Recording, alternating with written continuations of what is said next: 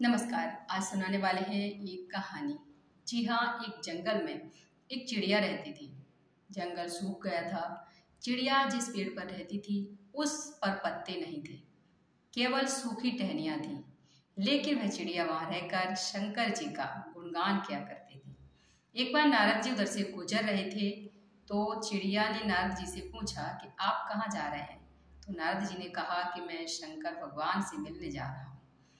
तो चिड़िया ने कहा कि वैसे तो भगवान शंकर जी मेरा बड़ा ध्यान रखते हैं, लेकिन संभवतः उन्हें मेरे इस सूखे जंगल के बारे में पता नहीं है। आप जरा कहिएगा कि मेरे इस जंगल को हरा भरा कर दें। नारद जी ने शंकर जी के पास जाकर चिड़िया का संदेश सुनाया और उस जंगल को हरा भरा करने की बात भी कही। शंकर जी ने कहा, मैं इसमें कुछ नहीं कर सकता, क्योंकि उसके भाग्य में 7 जन्मों तक सूखे जंगल में रहना लिखा है। नारद जी ने फिर कुछ भी नहीं कहा।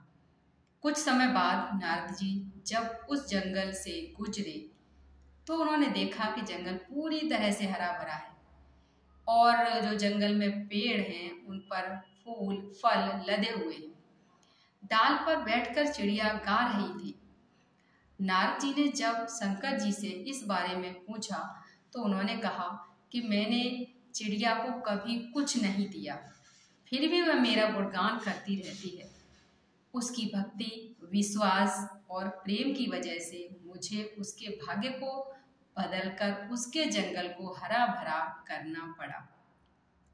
अर्थात कहने का तात्पर्य यह है कि ईश्वर के प्रति अटूट विश्वास, भक्ति और प्रेम से सब कुछ संभव है। धन्यवाद।